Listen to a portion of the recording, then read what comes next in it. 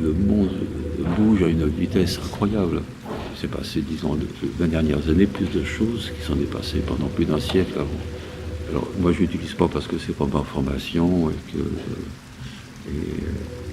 j'ai mis à la Bibliothèque nationale, par exemple, feuilleter les journaux d'il y a 50 ans, parce qu'on y apprend plus de choses que dans un ordinateur, parce que l'ordinateur répond à la question qu'on pose.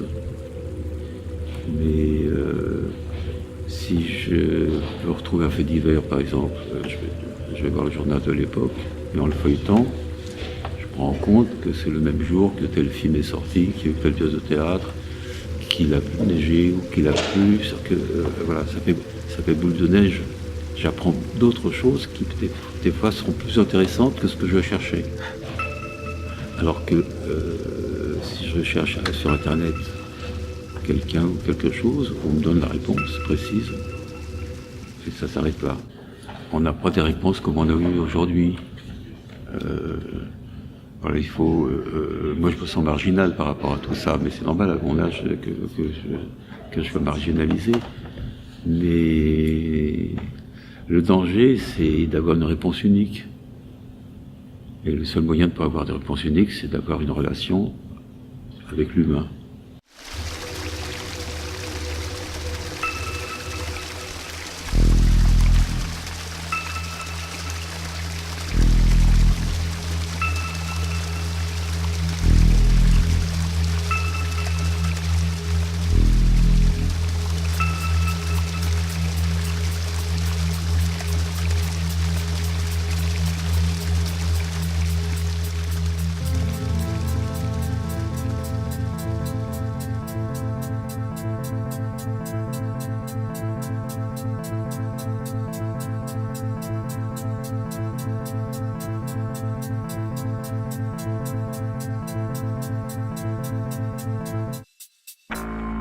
Hi, I'm Ted Nelson. My 80th birthday was last week. Now it feels like I'm on borrowed time. There are so many things I wish I could tell you. I don't know how long I've got, and so many of the things I was going to do are clearly not going to happen. So this is what I'd like known about my life and work, what I tried to do, what I actually did so far, and what I'd like credit for in case I die tomorrow and in case I don't. I didn't do any one main thing, but I thought of a lot of things first.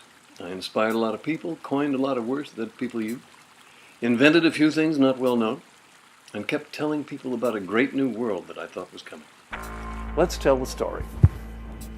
Once upon a time, in the great dark ages long ago, let's say 1945, 52 years ago, computers had just been invented. Well, they'd been invented by lots of people. Babbage, Turing, Zuse, Atanasov, Eckert and Mauchly. All these people had come up with essentially the same idea. Zuse is of special interest in that he tried to sell digital computers in Nazi Germany. Fortunately, the Nazis didn't know what they could have had. Anyhow, at the end of the war, there they were with computers and the excitement of a new, burgeoning realm of possibility. And they started accumulating data for different projects. And this data was kept in files. Now, what is a file? It's a lump. It's a lump. From the outside, a uniform, indistinguishable lump. The interior is not addressable. Now, most people think they know what electronic documents are because they've seen them.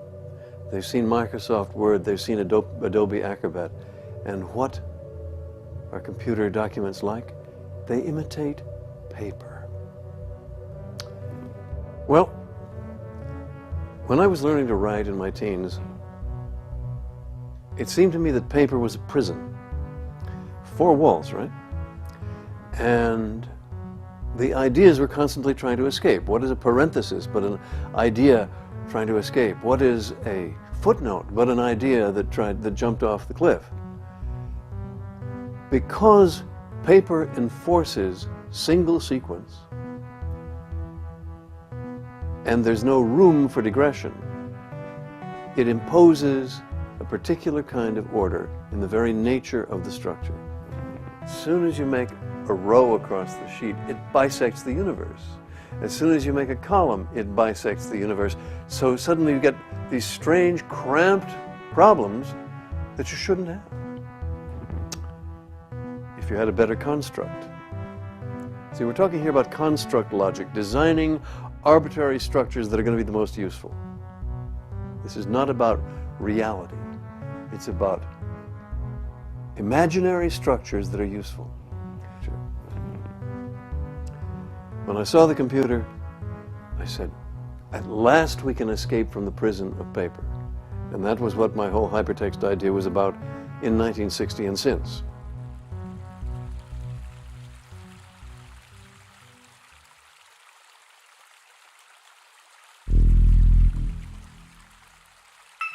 Is this technology? No, I think it's literature. What I called hypertext when I published the idea in 1965 was a deeper concept. Of course it had jump links like the web. Jump links were a very radical idea at the time, but it also had visible connections, two-way links showing as lines or beams or bridges. And I thought that kind of hypertext would be the new and basic text medium of the human race. I hope that in our archives and historical filings of the future, we do not allow the techie traditions of hierarchy and false regularity to be superimposed on the teeming, fantastic disorderliness of human life. Now computers have created a vast new landscape of imprisonment with many political aspects. Fatal flaw in the database, in the same way there's a fatal flaw in the spreadsheet. The fatal flaw of the database is that everything has to be alike.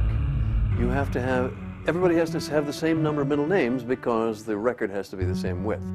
Now, I'm told that that wasn't required by Codd's original conception, but that's how it's been implemented. So essentially, that's how it is. We need to see connections the kind books used to have. The Rosetta Stone, that's this white object here. It had 3 different documents: Egyptian hieroglyphic, Egyptian demotic, and Greek. It was a vitally important clue in history. The Hebrew Talmud. The Talmud is a system of comments on the original Hebrew Bible, the Torah, printed visibly next to what's being commented on. There are similar commentary writings connected to many religious documents in Christianity and Islam as well. In the Middle Ages, there were marginal glosses. So one paradigm. Now, we have the paradigm of one document per file.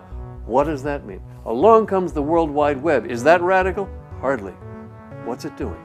It is a lump file. That means all the links are inside it. Not only, the links point to hierarchical directories outside. Not only do they point to hierarchical directories outside, it's hierarchically structured inside as well. So hierarchy has been imposed on the content and on the world and on the universe. And all of this is simply the rolling on, the snowballing of this lump file tradition. I think of the World Wide Web as a fork of the Xanadu project based on a dumb-down in the 70s at Brown University that threw out that most important part, visible connection. That important part, visible connection, is now the remaining radical concept of the Xanadu project. If you think the Macintosh is different from Windows, you are trapped in the paradigm, unable to see the truth. All of it uses the same structure. Now, what is the alternative? Throw away the lumps, or rather, create a new universe of small portions which are addressable and which can be connected simultaneously in many different ways. We need addressable tiny pieces. We need changes to be addressable. We need to file the changes to a document so they can be run forward and backward. It is time to re-examine the entire computer world. The computer world is not yet finished.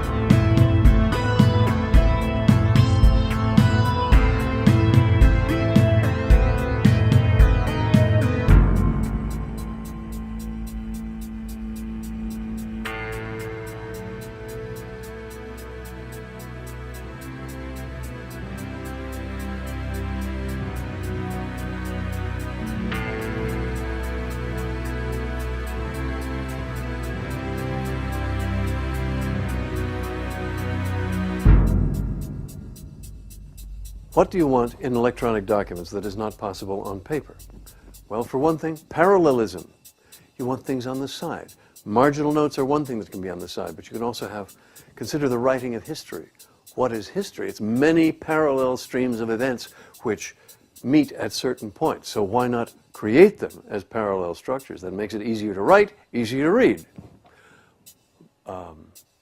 Many links.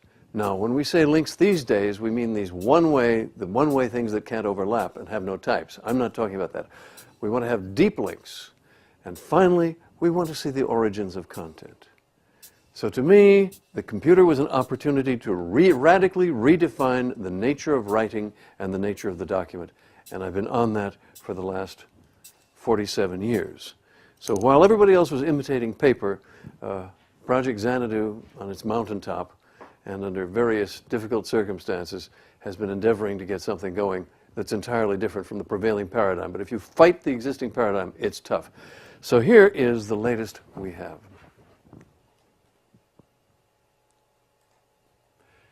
Here we are in Xanadu space. This is a three-dimensional setup, and we see a document of 11 different pages.